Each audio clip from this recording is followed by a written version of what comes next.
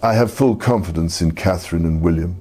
Their judgment is sound, their loyalty unquestionable. Britain awoke, expecting another carefully managed royal mourning. Instead, King Charles delivered an announcement so severe that even veteran palace officials struggled to absorb it. Camilla's royal title had been revoked, her future duties suspended, and her place beside the sovereign fundamentally altered.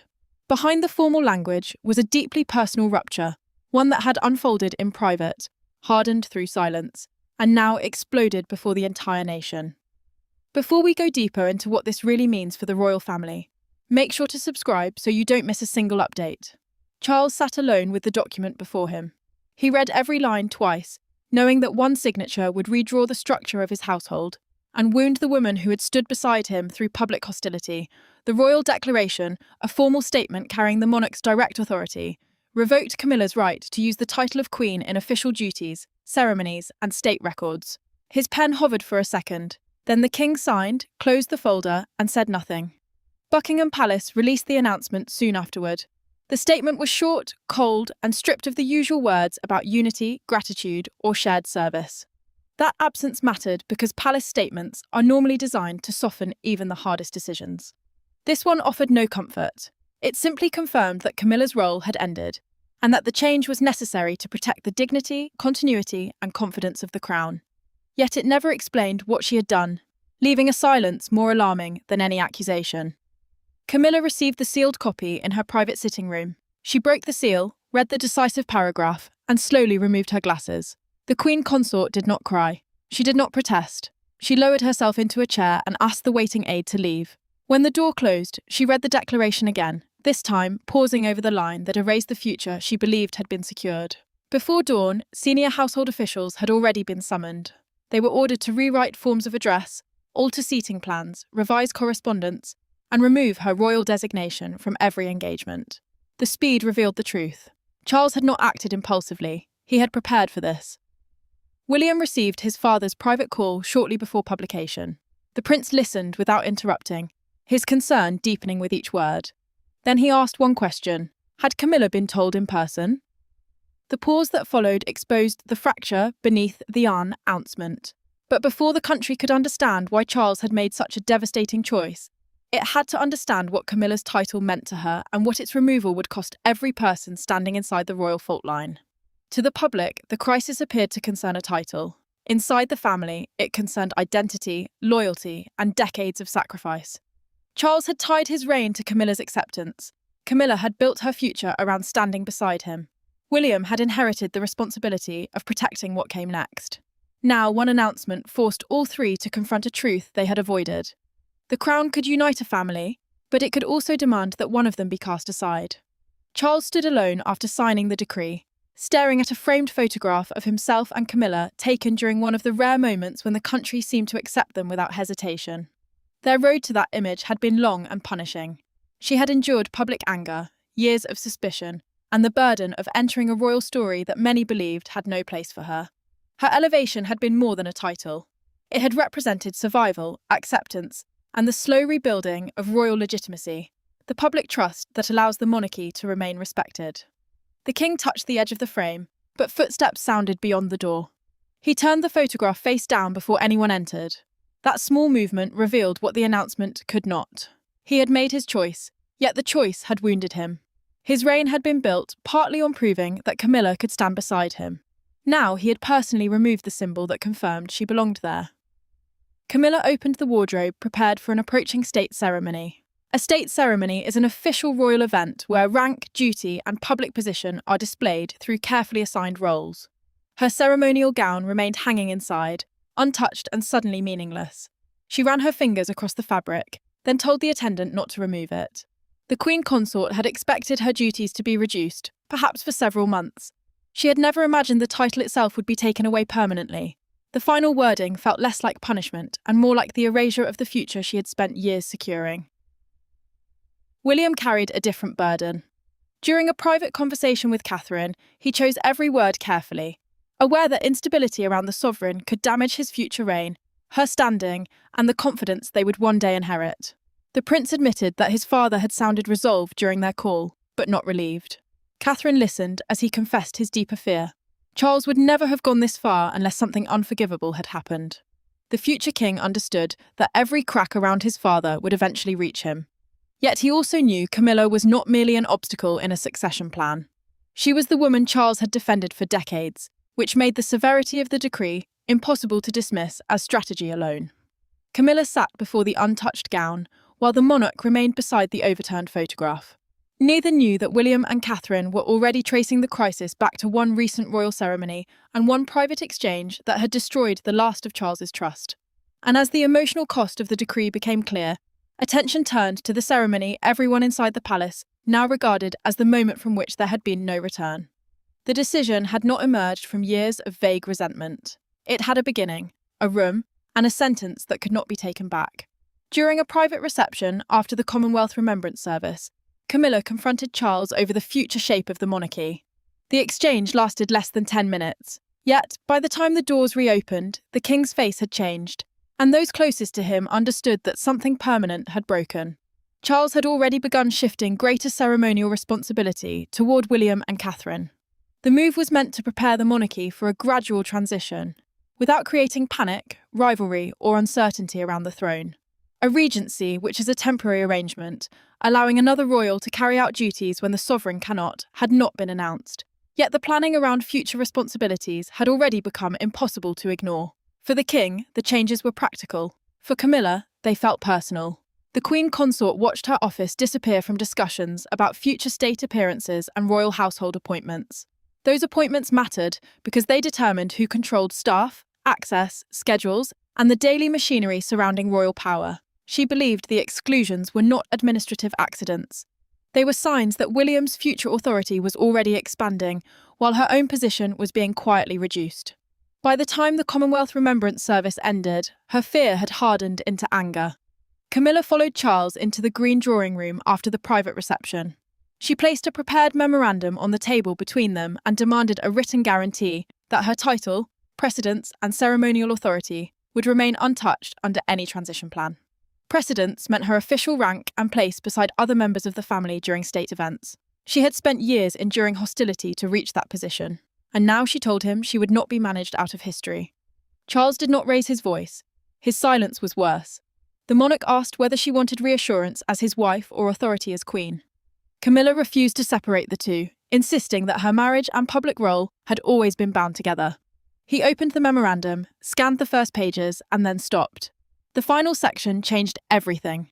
It proposed limiting William's power to restructure the household during any future regency or transfer of duties. What had begun as a plea for security had become a direct challenge to succession planning.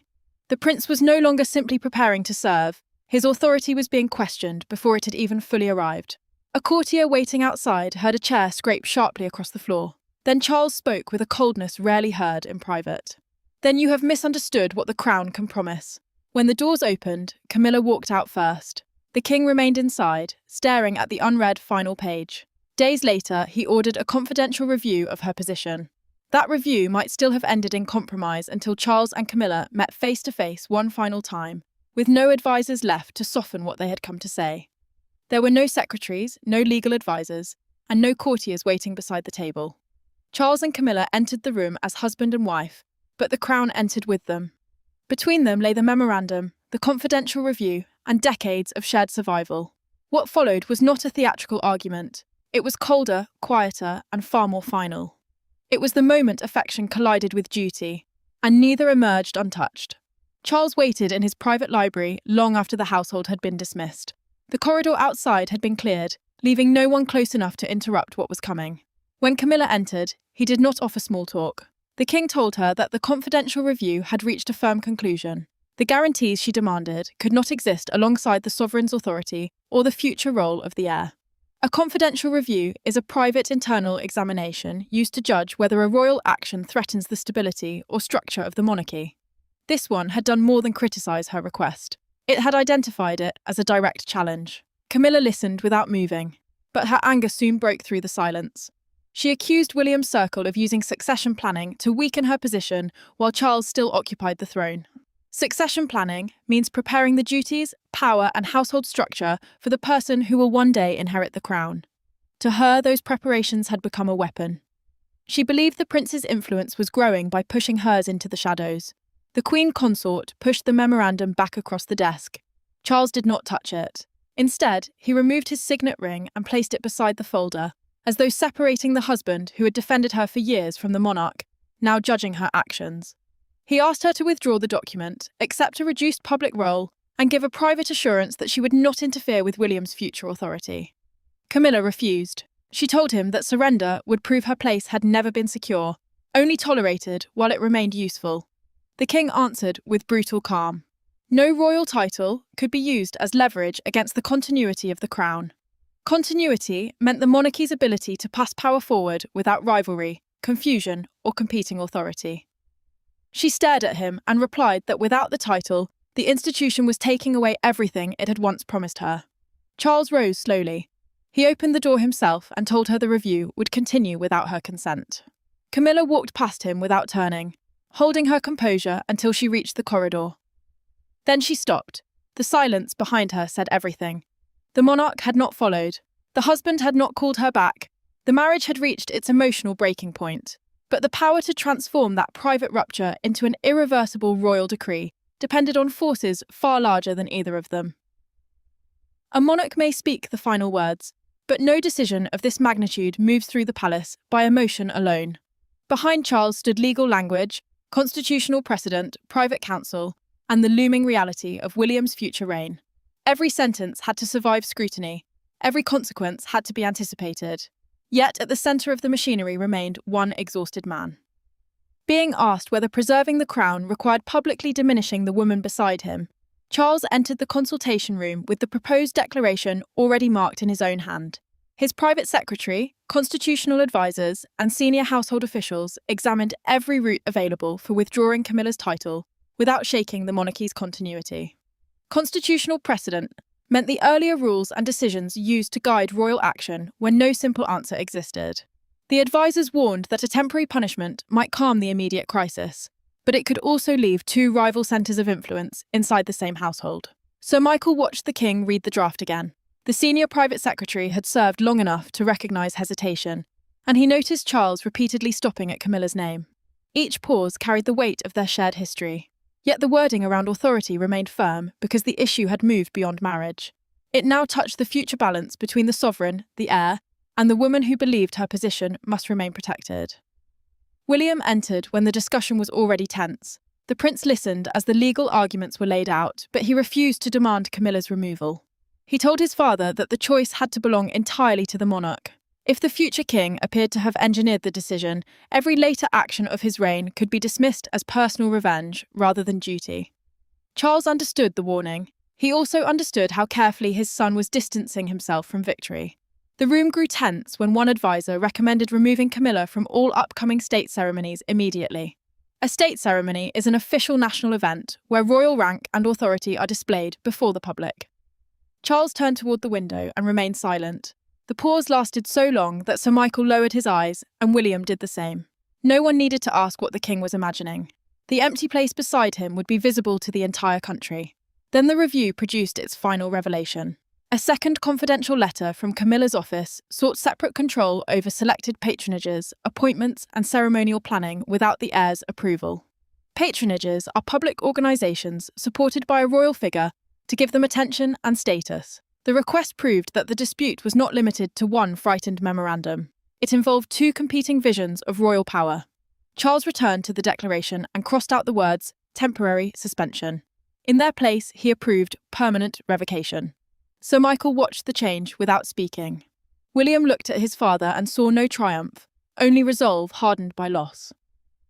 Once the king accepted that conclusion, the palace machinery moved with merciless speed, and Camilla's old life began disappearing before she had fully understood that it was gone.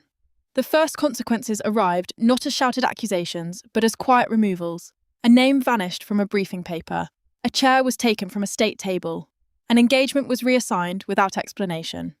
By noon, the title Camilla had spent years growing into no longer appeared beside her name. The palace continued functioning with perfect precision, and that precision made the humiliation sharper. The institution was proving how quickly it could continue without her. Camilla watched the changes reach her office one order at a time. Her scheduled appearances were cancelled. Her correspondence was rewritten, and the official seals linked to her former position were withdrawn. Those seals were formal marks used to show that letters and instructions carried royal authority. Staff were told to address her privately, rather than by the title that had once defined her public place. Every adjustment mattered because the monarchy runs on rank, access, and language. Remove those, and power can vanish without a single door being slammed. Anne accepted several transferred duties without celebration. Sophie agreed to take on selected engagements, but privately expressed concern about the isolation now closing around Camilla. Catherine also stepped forward where needed, though she feared the speed of the changes would turn a constitutional decision into a public humiliation. Patronages, which are charities and organisations supported by royal figures, were reassigned so their work would continue without disruption. The system remained stable. The people inside it did not. Camilla looked up when an aide entered carrying instructions from the king's office. He approached the desk and lifted the red dispatch box reserved for her former role. A dispatch box is a secure case used to carry official state papers and royal documents. She watched him move it toward the door, then asked one question. Had Charles personally ordered its removal? The aide hesitated before confirming that the command had come directly from the monarch's office. Camilla's composure broke for only a second. Her hand tightened around the arm of the chair, and her voice lowered as she dismissed everyone from the room. She had expected distance. She had not expected Charles to remove the symbols himself. Charles faced the same reality elsewhere. A revised state banquet seating plan arrived with the place beside him left empty. A state banquet is a formal dinner held for visiting leaders, where every seat reflects rank and political meaning. The king stared at the blank space, then signed the approval without asking for a change.